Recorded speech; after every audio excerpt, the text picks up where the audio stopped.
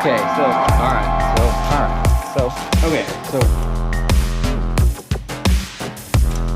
oh, man, I will fuck.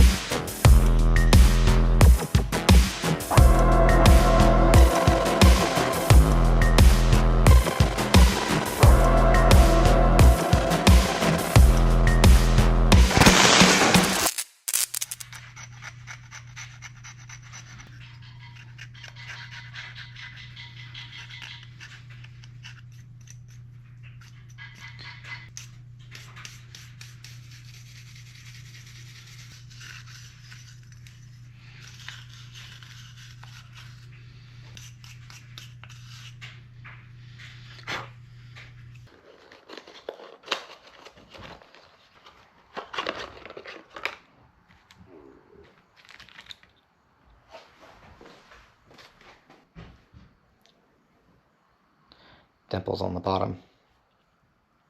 Cut out on the top.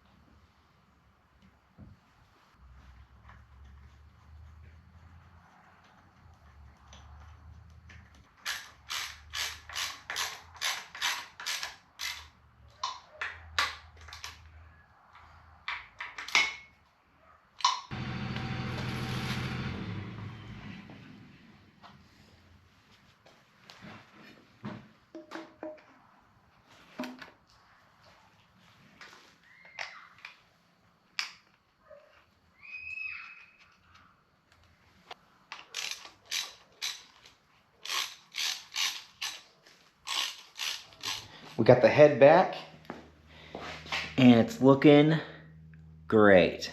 Got it all cleaned up. Cleaned up all the valves. As it turns out, every single one of them was pretty much leaking on the exhaust side.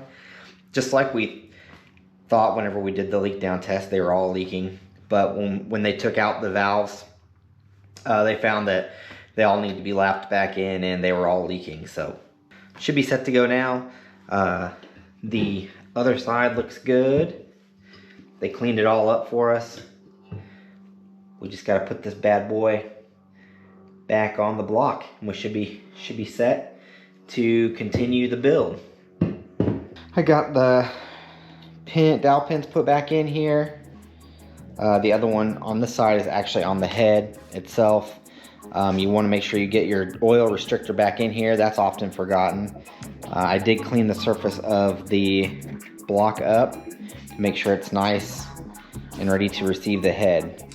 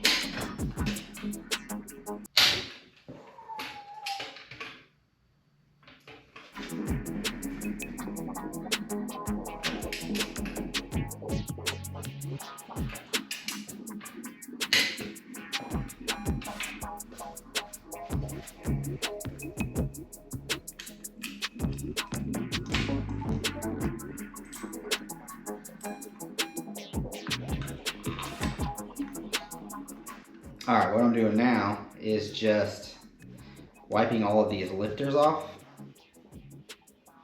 and putting them back on the lifter spaces on here. I'm not concerned about where they went because I'm going to be doing a valve adjustment before I ever start the car anyway, so it doesn't really matter where they go at this point. In the end, they'll all be adjusted. All right, now it's time for the cams. So we're going to take the cams, and if you notice at the end of the cam, there's a thing that says EX for exhaust. I don't know if it'll show up in there on the video. Then the other side will have an IN for an intake.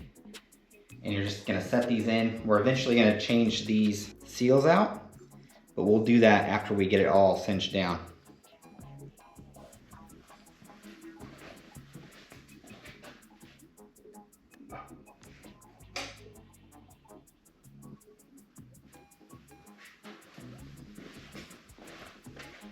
So it's gonna look something like this.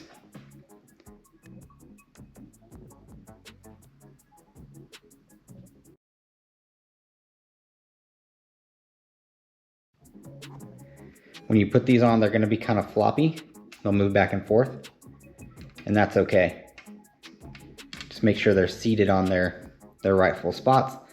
Your cam will just sit on there, and then we're going to put our cam caps on that come here. And these go in a specific order, and they're actually labeled on the caps themselves. Okay, so they're going to say, like this one says I6, so intake, and then 6 over, starting from the timing belt side. This one will say exhaust 6. So that'll be the exhaust side, 6 down from the timing belt, which is the front of the engine. Got the alternator put on, just loosely here so we can adjust it back and forth. I did put a fresh coat of paint on that lower bracket so it looks a little bit better. Let's see. Everything else is looking good. About ready to go back in the car. Or at least have the transmission put on.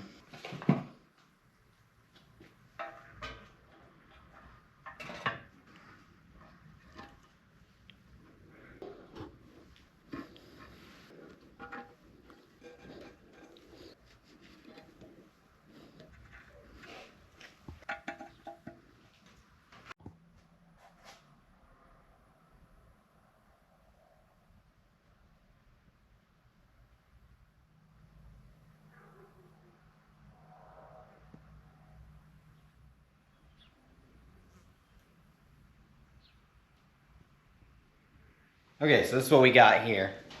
And I'm going to paint it so it looks a little bit more presentable. But it fits right over the top of that guy and seals off that hole, which should work perfectly. It doesn't look the prettiest, but it makes it so I can use this intake manifold just until I get the car running and I can buy something different that doesn't have all these extra things on it.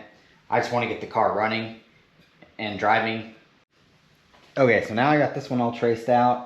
I'm going to go ahead and pull this off, and that'll give me my pattern for this block off plate so I can get rid of this guy here. Okay, so I got this one also. I don't know if you guys can see that or not, but I'm going to go ahead and paint this guy too, make it look at least a little bit more presentable.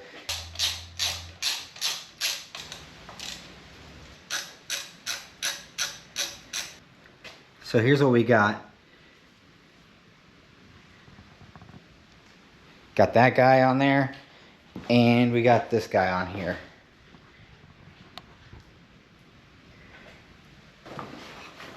New distributor came in just today. This is an Amazon job because fuck it, right? This isn't a Most Plus distributor, but I'm gonna say it's probably made by like the same people. They're probably all manufactured by the same shitty plant, but they'll work for a while, and I can always replace the insides of a distributor, which I've done multiple times with no problems at all.